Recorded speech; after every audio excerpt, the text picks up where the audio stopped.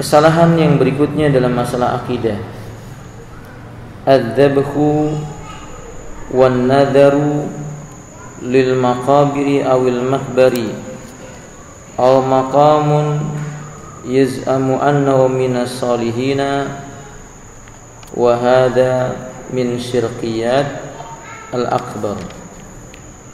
Menyembelih atau berkurban dan juga bernadar ditujukan kepada kuburan, makam, atau kepada orang yang sudah meninggal dunia sekalipun dia soleh. Ini termasuk perkara syirik besar.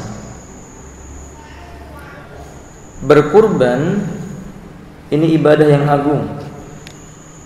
Allah Subhanahu wa taala mengatakan, "Qul inna salati wa nusuki wa mahyaya wa mamati lillahi rabbil alamin." Allah katakan dalam surah Al-An'am, katakanlah hai Muhammad, sesungguhnya salatku, sembelihanku atau ibadahku, hidup dan matiku untuk Allah, Rabb semesta alam, la syarika lahu, tidak ada sekutu baginya. Dan seorang mukmin diperintahkan oleh Allah berkurban hanya untuk Allah. Fasalli li rabbika wanhar, maka tegakkanlah salat untuk Rabbmu dan berkurbanlah untuk Rabbmu, yakni untuk Allah Subhanahu wa taala. Dalam riwayat Imam Bukhari, Nabi mengatakan, man dzabaha li ghairillahi faqad asyraka. Barang siapa dia menyembelih binatang kurban ditujukan kepada selain Allah, dia telah jatuh dalam perbuatan syirik. Dalam riwayat Imam Ahmad, Nabi mengisahkan dua orang lelaki ketika di perjalanan dihentikan oleh penjaga sebuah kampung atau negeri. Wa yamna'uhuma, menolak keduanya. Wa yasudduhuma anit tariq, menghalangi mereka dari melewati jalan yang biasa dilewati oleh manusia. Sampai dua orang ini mau berkurban untuk berhala mereka, sekalipun yang dikurbankan itu hanya seekor lalat. Maka seorang di antara mereka ketika ia mau melewati jalan itu diperintahkan berkurban dengan seekor lalat, ia menolak. Wala adbahu illa lillah, saya tidak akan mau berkurban kecuali hanya untuk Allah. Faqutila, ia dibunuh. Famata fadakhalal jannah, matilah orang ini, kemudian dia masuk ke dalam surganya Allah karena dia bertauhid, tidak menyekutukan Allah. Adapun yang lainnya atau yang satunya, yaz'amu anna ad-dubab laysha syai', menurut dia lalat itu tidak ada nilainya, maka dia sembelih atau dia bunuh lalat lalu dikurbankan untuk berhalanya, berhala orang kampung itu. Ketika dia di perjalanan kemudian meninggal dunia, Nabi mengatakan huwa finnar, orang itu berada dalam neraka. Ini hanya karena seekor lalat. Lalu bagaimana keadaan manusia yang pada hari ini kita menjumpai mereka menyembelih kambing, sapi, onta, kuda, kerbau dan semisalnya kepada sesuatu selain Allah. Di antara mereka menyembelih untuk gunung, untuk pohon yang dikeramatkan, rumah yang dianggap angker, sungai-sungai yang ditakuti meluapnya, lautan-lautan atau penunggunya. Nah, ikhwafillah rahimani wallah, ini jelas perbuatan syirik.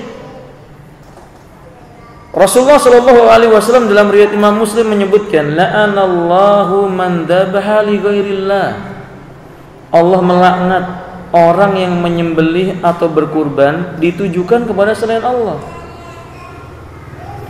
Tidak peduli selain Allah itu apakah dia orang soleh apalagi bukan orang soleh.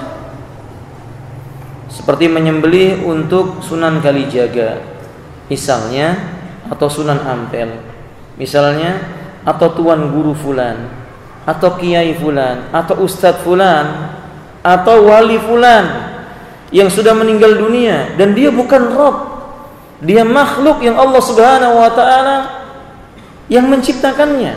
Yang Nabi sallallahu alaihi wasallam menyebutkan, ud'ullaha istaghfirullah li akhikum wad'ullaha lahu tasbih li'annahu an yus'al. Ketika ada seorang sahabat yang mulia meninggal dunia, sahabat Nabi itu orang yang mulia. Allah mengatakan dalam Al-Qur'an dalam kalimat yang umum, radhiyallahu anhum wa radu an. Allah ridha kepada mereka, mereka ridha kepada Allah. Nabi sallallahu alaihi wasallam menggambarkan cara beragama yang benar dengan mengatakan, ma'ana alaihi wa ashabi.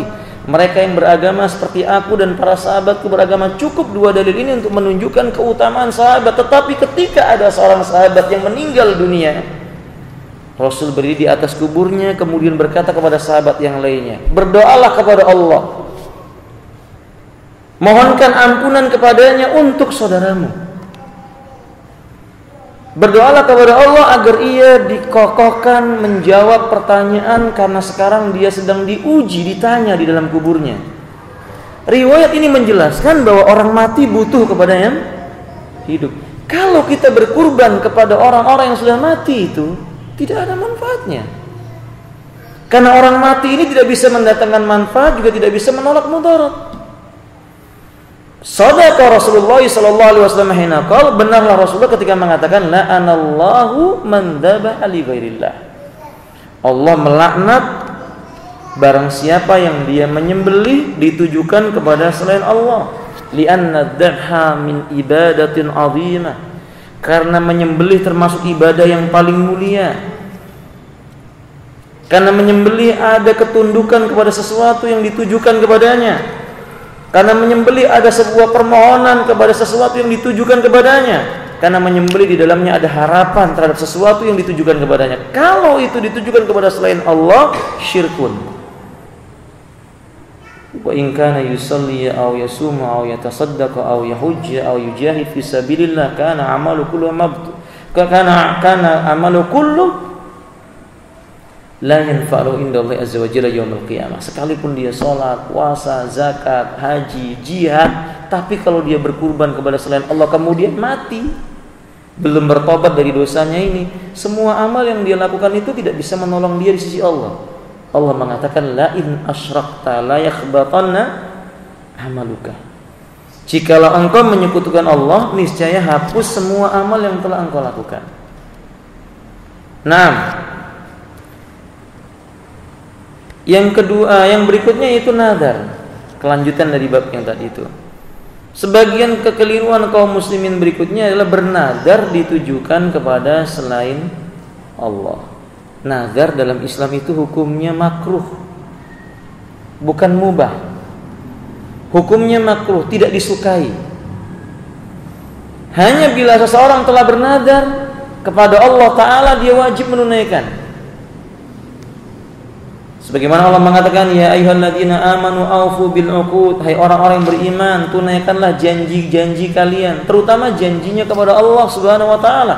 Ketika ada seorang wanita datang kepada Nabi dan berkata, wahai Rasulullah, sesungguhnya kewajiban haji telah mengenai ibundaku, akan tetapi ketika dia hendak melaksanakan ibadah haji ia meninggal dunia, apakah aku harus menghajikan dirinya? Yani wanita itu bernadar ingin berhaji, kemudian belum sempat dia melaksanakan nadarnya, dia meninggal dunia. Anaknya berkata, atau keponakannya mengatakan, apakah aku wajib untuk menghajikannya? Rasulullah mengatakan, bagaimana menurut pendapatmu bila ibumu memiliki hutang kepada orang lain, apakah engkau akan membayarkannya? Iya ya Rasulullah, kata wanita ini. Kata Nabi, dainuha lillahi ahaqqun ayyuta. Janjinya kepada Allah, nadarnya kepada Allah lebih pantas untuk dibayar. Berarti kalau sudah bernadar wajib dibayar. Itu pun nadar yang sesuai dengan syariat. Kalau nadarnya tidak sesuai dengan syariat, tidak boleh dilaksanakan. Misalnya seseorang bernadar, bila sembuh saya akan pergi ke Candi Borobudur. Ini nggak boleh dilaksanakan. Karena tamasya ke Candi Borobudur hukumnya apa Bapak-bapak? tamasya ke Candi Borobudur hukumnya haram atau mubah? Tadabbur alam loh, kan? Nah, sebagian orang beralasan tadabbur alam. Padahal itu kan tempat-tempat kesyirikan. Di mana seorang muslim yang benar kalimat tauhid yang ia ucapkan la ilaha illallah membawa konsekuensi untuk berlepas diri dengan segala macam kesyirikan. Syekhul Islam mendefinisikan makna Islam, istislamu lillahi bitauhid. Islam itu maknanya menyerahkan diri kepada Allah dengan cara bertauhid, mengesahkan Allah. Wal inqiyadu bitta'ah, tunduk kepada Allah dengan mentaati hukum Allah. Wal bara'atu minasyirki wa ahli, menampakkan pemutusan hubungan kepada segala macam jenis kesyirikan dan orang-orang yang membela kesyirikan. Itu disebut Islam, disebut Muslim. Nah, kalau seandainya orang bernadar seperti yang kita sebutkan tadi itu, kalau saya sembuh dari penyakit saya mau ke Candi Borobudur, ini nggak boleh. Dalam ajaran Islam tidak boleh. Tapi aneh Bapak, sebagian kaum muslimin juga Masya Allah. Kenapa kita sebut muslim? Karena kadang ketika kita melewati, saya pernah melewati jalan Jogja menuju ke Solo, ada Candi Prambanan. Banyak wanita-wanita di sana itu yang pakai kerudung. Ya nggak mungkin orang Nasrani yang pakai kerudung, nggak mungkin orang Yahudi, nggak mungkin. Mungkin yang memungkinkan dia orang Muslim, cuman pemikirannya kemasukan pemikiran. Nah, antum yang jawab lehon ya, ala kuliah demikian ikhwati rahimani Allah. Ya seorang Muslim tidak boleh seperti dia, harus berlepas diri. Maka nadar dalam Islam makruh. Mengapa makruh? Nabi menyebutkan nadar itu tidak datang la yatin nadaru illa min rajulin bukhala. Nadar itu tidak datang kecuali dari orang yang pelit. Jadi ciri, kalau bapak-bapak mau mengetahui ciri-ciri orang itu pelit, orang yang suka apa? Bernadar. Kecuali dulunya dia tidak tahu, Pak. Kalau sudah tahu, ya nggak boleh. Seperti Umar bin Khattab dulu dia nggak tahu. Di masa jahiliyah, Umar pernah punya nadar akan beriktikaf 1 hari 1 malam di masjid. Setelah beliau masuk Islam, Nabi memerintahkan kepada Umar untuk menunaikan nadarnya itu. Maka beliau beriktikaf sehari semalam di masjid. Wallahu a'lam bishawab. Nah, ikhwafillah rahimani wa Allah Subhanahu wa taala mengatakan dalam surah Al-Baqarah ayat 270, "Wa ma anfaqtum min nafaqatin aw nadartum min nadrin fa innallaha ya'lamuh." Apa saja yang kamu belanjakan dari sebuah infak atau yang kamu nadarkan dari sebuah nadar, sesungguhnya Allah mengetahuinya. Yakni maksudnya tidak pantas seorang mukmin bernadar kepada selain Allah, karena Allah lah yang memberi dia rezeki. Apa yang ada padanya yang dia gunakan untuk bernadar itu datangnya dari Allah. Nah, yang perlu kita ketahui, nadar tidak merubah takdir. Nadar tidak merubah takdir. Ketika Nabi SAW menyebutkan yursalu ilail malaku fayanfukhu firruh wa yu'maru bikatbi rizkihi wa ajalihi wa amalihi amsaidun aw saqiyun. Diutuslah ke dalam perut ibunya atau seorang wanita malaikat, ditiupkan kepada janin yang ada dalam perut wanita itu ruh. Lalu Allah memerintahkan untuk menuliskan kepadanya catatan ketetapan tentang jumlah rezeki yang akan dia terima di dunia. Kata Rasulullah SAW dalam riwayat Imam Muslim, manusia tidak akan wafat sebelum rezekinya disempurnakan oleh Allah. Ini penting diketahui, Pak. Penting diketahui supaya kita tidak menjadi lelaki yang tomak, rakus dengan apa? Dunia. Lalu pengecut dengan sebab dunia. Karena rezeki kita itu tidak akan kemana-mana. Kita nggak akan mati sebelum rezekinya apa?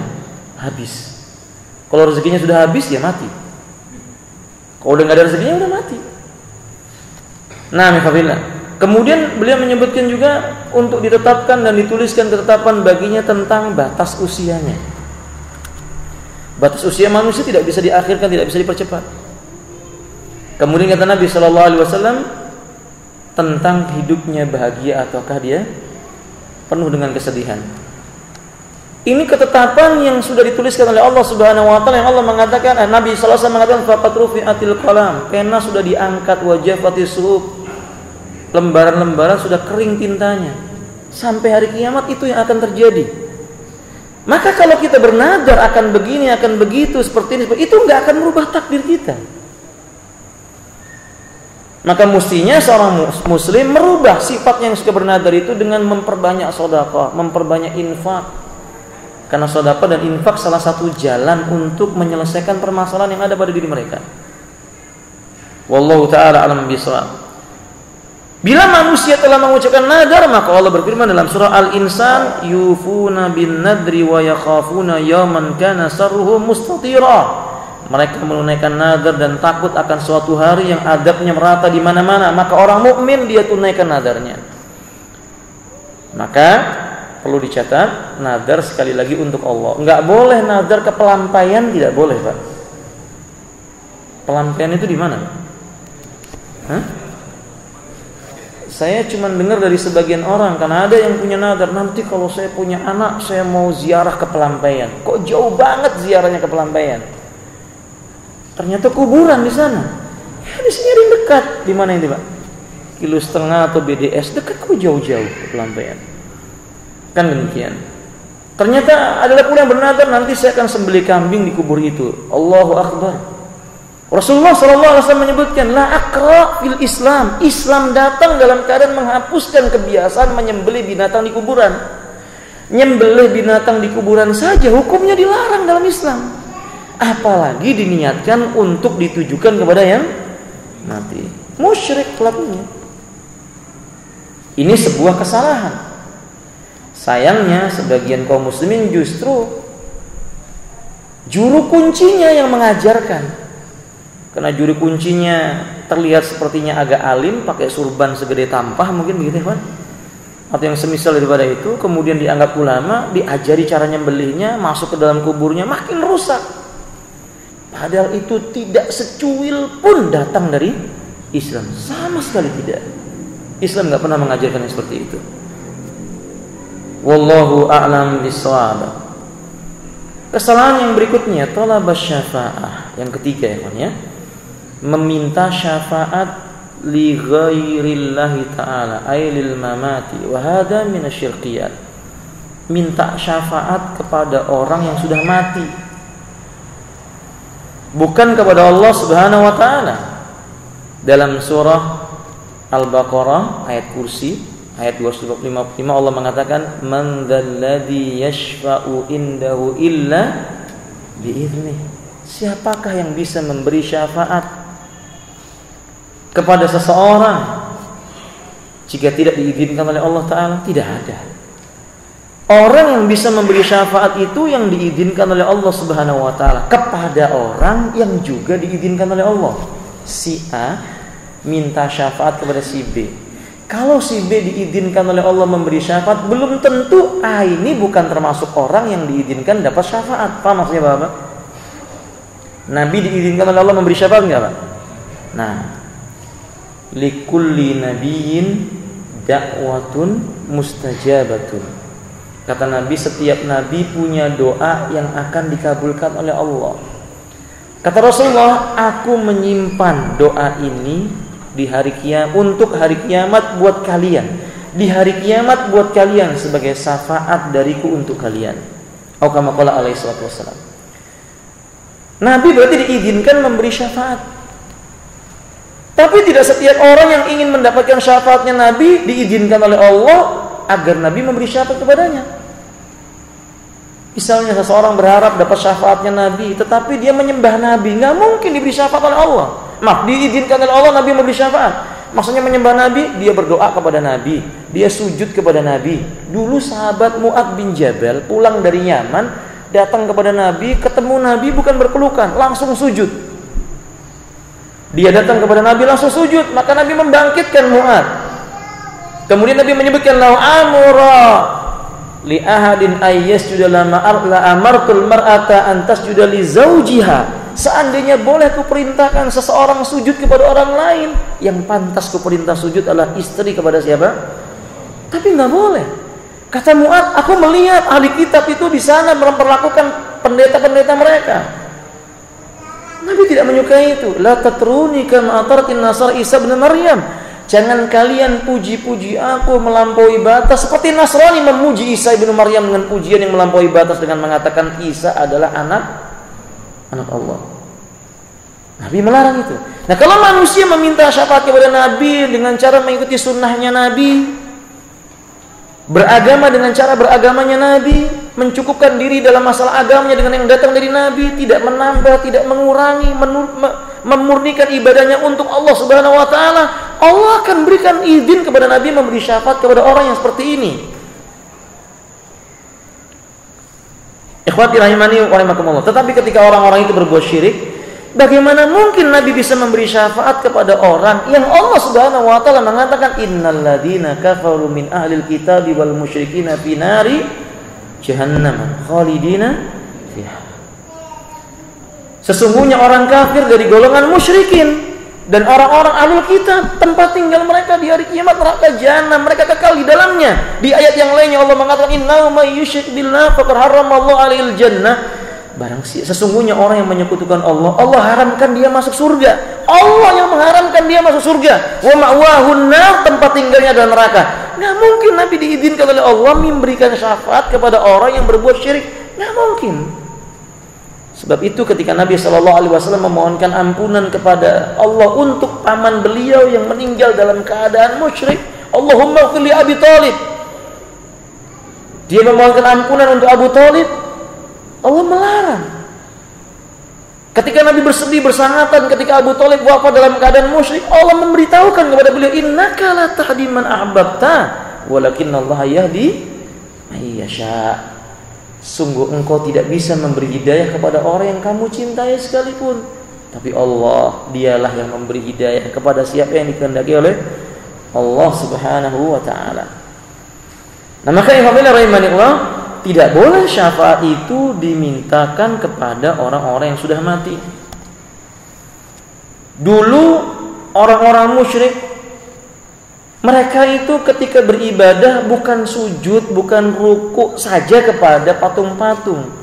Kalau itu semua mereka tahu nggak boleh. Allah katakan di dalam Al-Quran surah Az-Zumar, amittakhadhu min dunillahi syufa'a, bahkan mereka mengambil selain Allah sebagai pemberi syafaat. Qul, katakanlah ya Muhammad, awalau kanu la yamlikuna syai'a wa la yaqilun, apakah mereka masih tetap mau menjadikan mereka sebagai pemberi syafaat bila mereka tidak memiliki sesuatu kekuatan pun dan tidak berakal? Patung itu enggak berakal. Qulillahi syafa'atu jami'a, katakan hai Muhammad, hak untuk memberi syafaat semuanya haknya Allah Subhanahu wa taala. Di ayat yang lainnya Allah mengatakan wa anzir bil ladzina yakhafuna ay yuhsyaru ila rabbihim, dan berilah peringatan dengan apa yang diwahyukan kepada orang-orang yang takut akan dihimpunkan kepada mereka di hari kiamat. Laisa lahum min dunihi waliyyu wala syafi', pada hari itu tidak ada selain Allah yang bisa menolong dan bisa memberi syafaat, enggak ada. La'allahum yattaqun, mudah-mudahan peringatan itu membuat mereka bertakwa. Surah Al-An'am ayat yang ke-51. Dan masih banyak yang lainnya.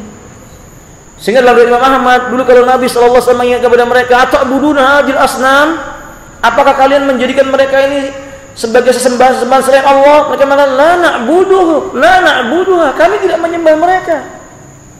Walakinnana narju hum syufa'auna indallahi yaumil qiyamah, cuman kami berharap nanti di hari kiamat mereka jadi pemberi syafaat buat kami.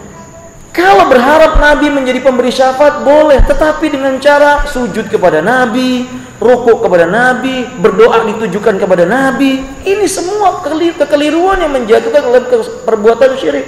Mestinya sujud, rukuk, doa hanya kepada Allah. Nanti Nabi akan memberikan syafaat dengan izin Allah Subhanahu wa taala kepada pelakunya. Rabi'an, yang keempat,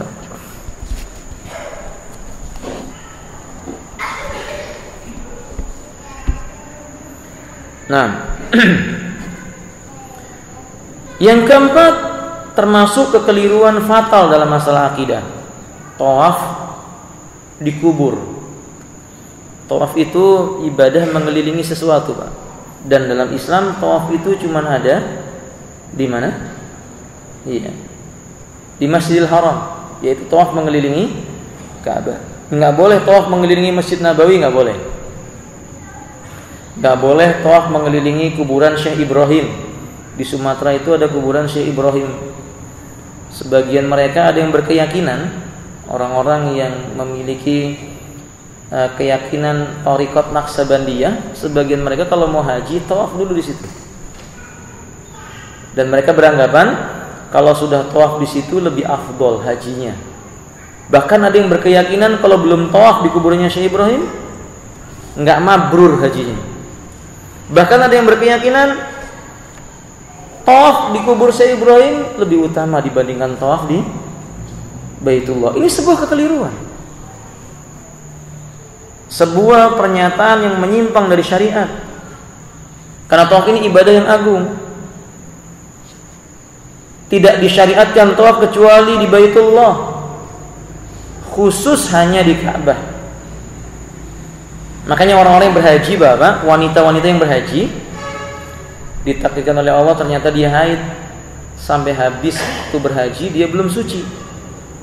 Berarti kan dia belum melaksanakan tawaf apa? Tawaf apa, Bapak?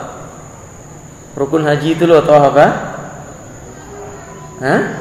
Ifadah. Belum melaksanakan tawaf apa? Ibadah. Nah, wanita yang seperti ini diwajibkan oleh Allah mengulang hajinya di tahun yang akan datang. Atau kalau dia belum punya kesanggupan, di tahun di mana dia punya kesanggupan mengulang lagi hajinya. Karena memang tidak bisa digantikan tawaf di kubur Syekh Ibrahim, nggak bisa. Apalagi di Namirah, nggak manfaat kan ya? Tawaf di Namirah yang nggak ada, nggak boleh. Maksudnya Namirah masjid kita ini nggak boleh tawaf di sini. Nah, kata dia. Adapun sebagian kaum muslimin bukan hanya tawaf saja, mereka juga mengusap, mencari tambahan berkah di kuburan. Wah, ini banyak. Kalau Bapak orang Jawa Barat itu ada kuburannya Sunan siapa itu, Pak? Gunung Jati ya. Nah, sebagian kaum muslimin Masya Allah itu belum masuk kuburnya, baru di luar kuburnya kembang sudah ditaburkan, nanti kembang yang diinjek-injek diambil tambah barokah. Ini musibah, sesuatu yang tidak datang dari syariat. Kalau seandainya Sunan Gunung Jati adalah orang yang soleh dan kita katakan insya Allah beliau orang yang soleh, saya yakin beliau tidak pernah mengajarkan itu kepada orang-orang yang datang sesudahnya.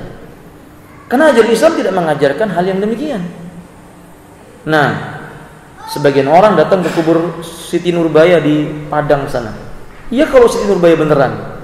Bagaimana kalau kucing kebetulan dikasih nama apa? Kan di Indonesia itu binatang dikasih nama manusia. Iya kawan ya. Kerbau dikasih nama siapa?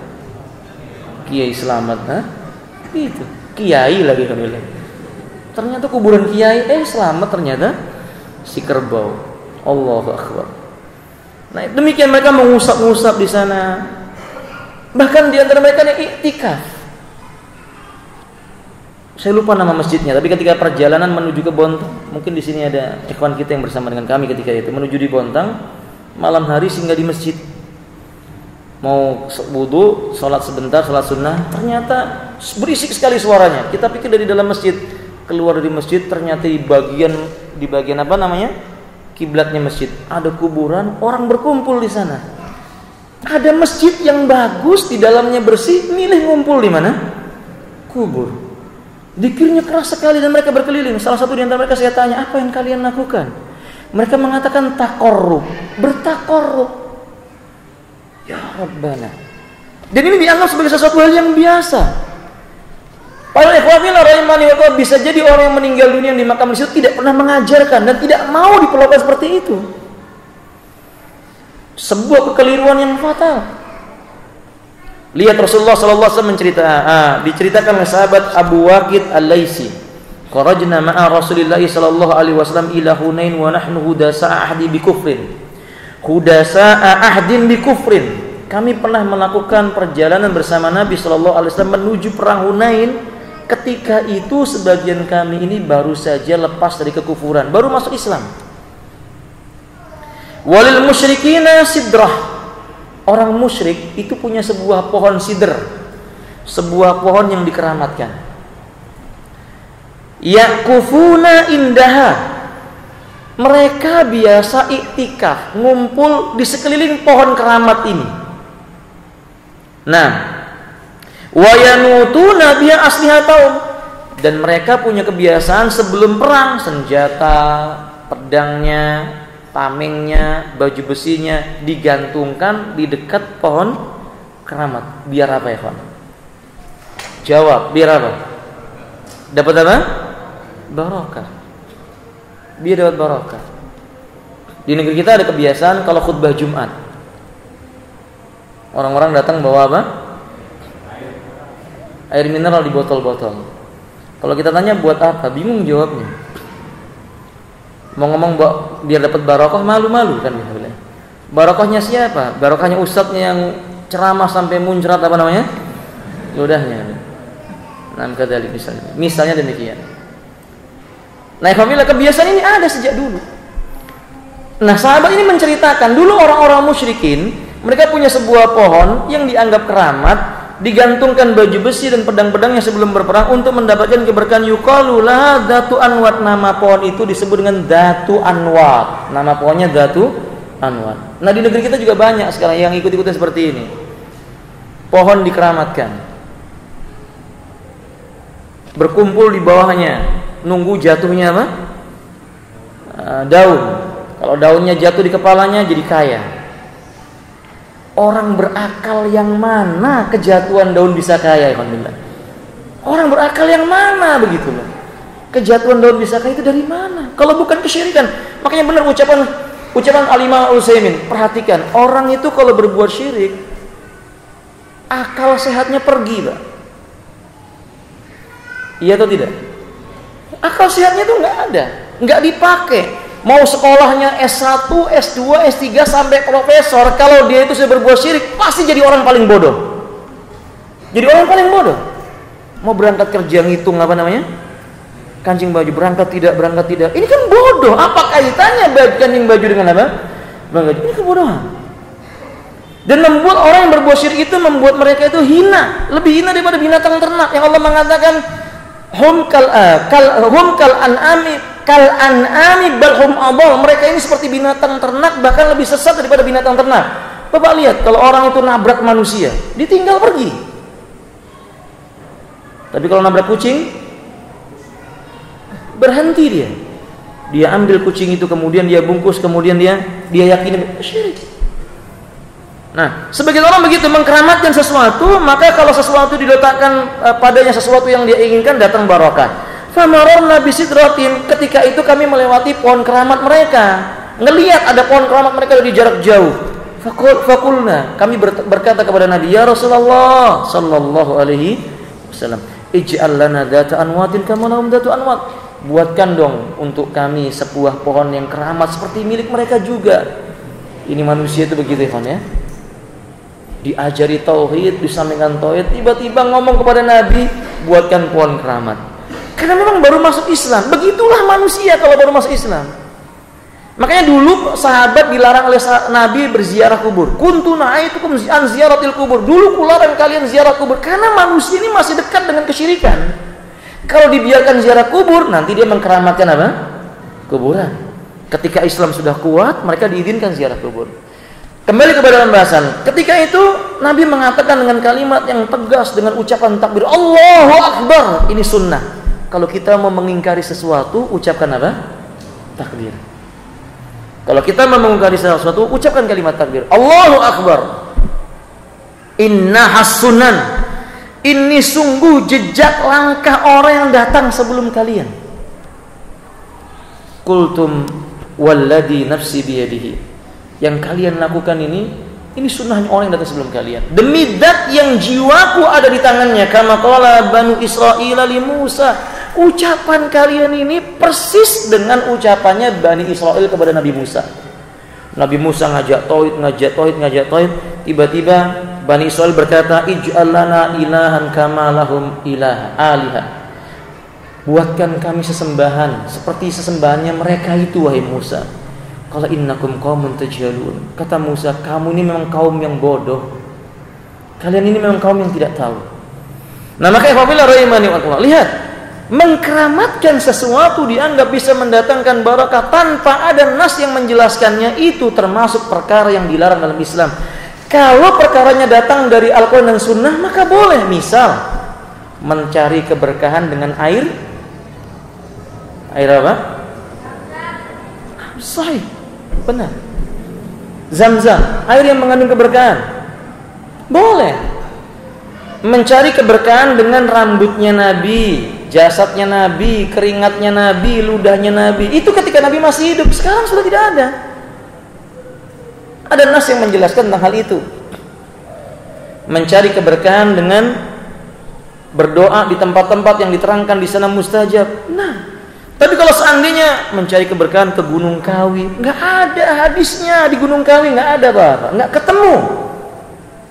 Mencari keberkahan di Pelampaian, nggak ketemu hadisnya. Nggak ada satupun hadis yang menjelaskan hal itu. Maka meninggalkannya anjuran syariat. Menjauhi sesuatu yang demikian itu bagian daripada mengikuti jejaknya Nabi SAW yang Allah telah berkata, "Qul hadhihi sabili," katakanlah hai Muhammad, inilah jalanku yang satu, ad'u ilallah, aku mengajak manusia kepada Allah Subhanahu wa taala. Di ayat yang lainnya, wa inna hadza siratim mustaqiman wa anna hadza siratim mustaqiman, dan bahwasanya inilah jalanku yang lurus, fattabi'uhu, ikutilah jalanku yang lurus itu, tinggalkan syirik. Wallahu a'lam bishawab. Nasihat Bapak, masalah mengusap ini bukan hanya kepada kuburan. Setiap sesuatu yang diusap jangan diyakini ada keberkahan, karena sebagian orang masya Allah Pak, salaman kemudian apa, cium bolak-balik itu telapaknya balik, masya Allah. Ya kalau dia pakai minyak wangi masih dapat bau wanginya Pak. Makan peti, makan jengkol musibah.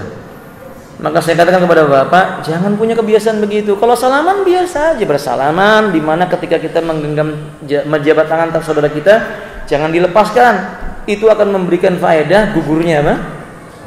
Selama itu tangan terus berjabat tangan, sampai sahabat Nabi dulu itu Pak, kalau berjabat tangan di masjid sampai keluar masjid itu nggak dilepas-lepas. Dulu ada silakan sampai mau melepas, sampai pakai sendal nggak dilepas, baru naik onta baru dilepas. Nggak mungkin gandengan terus kan gitu ya. Sahabat sampai seperti itu untuk mendapatkan keutamaan. Nah, kalau salaman dicium untuk maksudnya ini mengajarkan adab kepada anak, justru Nabi dalam riwayat Imam An-Nasai berjabat tangan dengan anak, dicium tangan anak itu untuk memuliakan hati anak itu supaya dia merasa besar hatinya. Jangan hanya sekedar orang tua yang dicium apa? Sekali-kali Bapak kalau jabat tangan dengan anaknya, dicium tangan anaknya supaya dia merasa disayang. Nah, saya rasa cukup sampai di sini ya. Sudah masuk waktu Isya. Insyaallah minggu yang akan datang Bapak-bapak soal jawabnya ditulis dari awal pembahasan kita apa? Soal jawab. Nanti maksud saya pada pertemuan Sabtu yang akan datang, dari awal pembahasan kita akan soal jawab. Kalau ada pertanyaan, kalau tidak ada ya kita lanjutkan materi. Insyaallah. Subhanakallahumma wa bihamdik, asyhadu an la ilaha illa anta, astaghfiruka wa atubu ilaik. Assalamualaikum warahmatullahi wabarakatuh.